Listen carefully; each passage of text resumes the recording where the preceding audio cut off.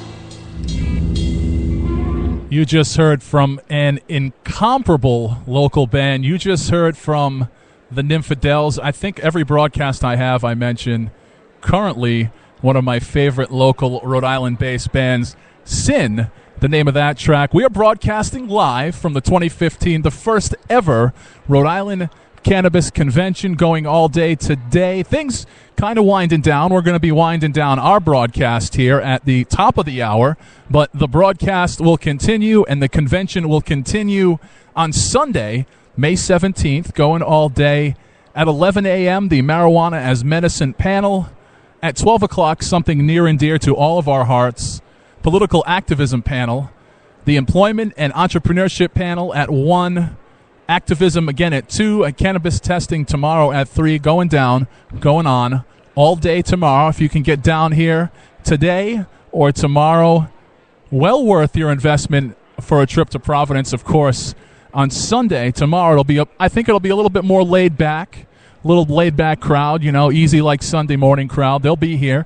We'll be here broadcasting live for you on rifreeradio.org. Myself, Tony Jones, PO taxpayer. We're trying, DJ Psycho Eddie, to get the one and only George Nasser from MyNightOutRI.com to swing by tomorrow because, as we've talked about on your show, there is possibly the potential to be a huge crossover, if you will, of hospitality and the potential cannabis legalization. We've been talking to restaurant owners about that. Definitely. I've been talking to a lot of restaurant owners, food truck owners. In fact, Jim Nellis from Rhode Island Food Fights also commented on this.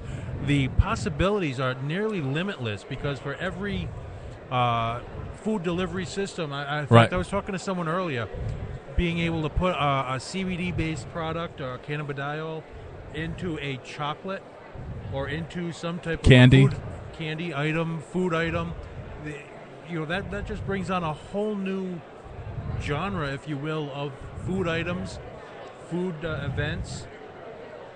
Not to mention, the people that you just get to talk to at an event like this are amazing. I just got a little sidetracked, I know.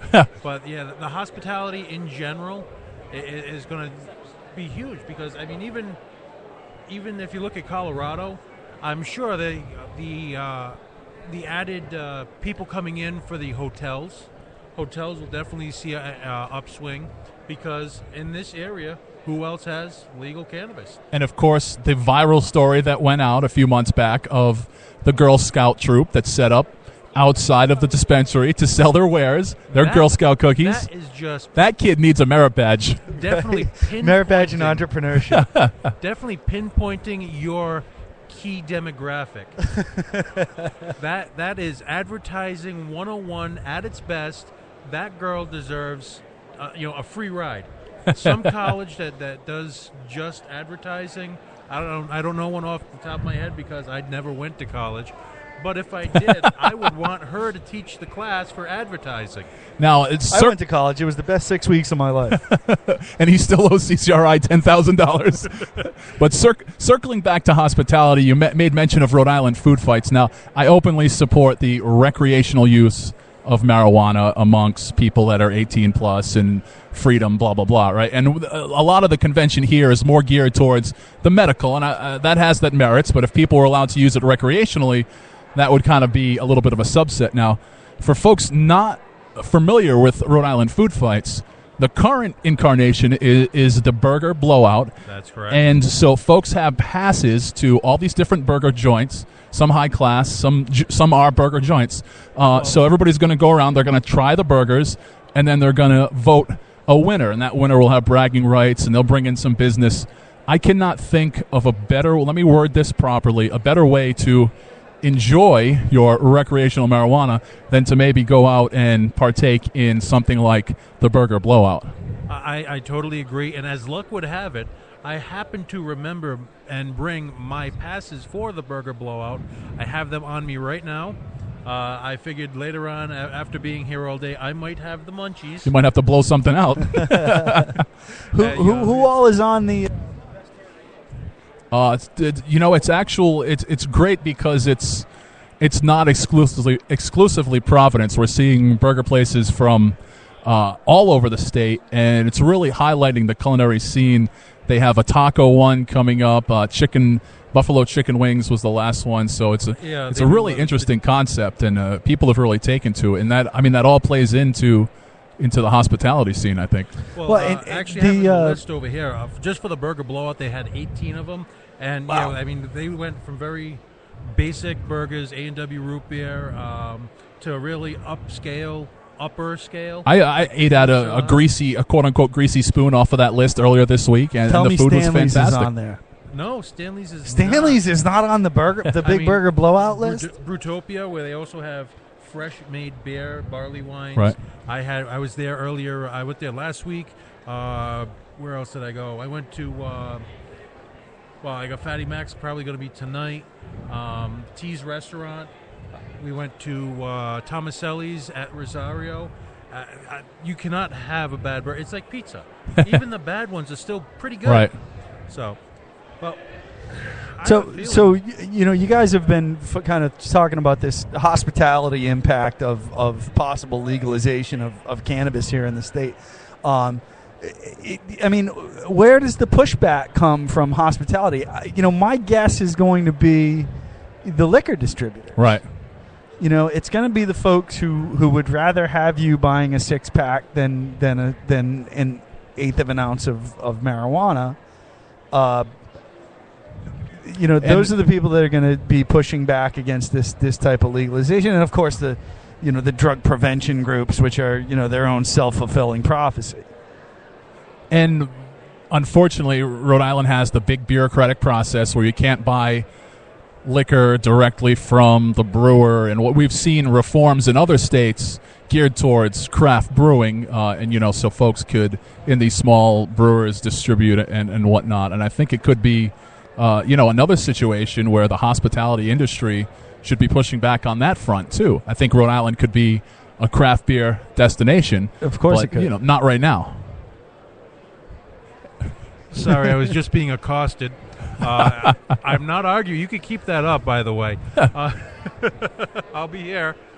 The hospitality, the liquor is going to be a bit of a pushback because, the more you're spending on marijuana, medicinally or otherwise, the less you're going to be able to spend on them.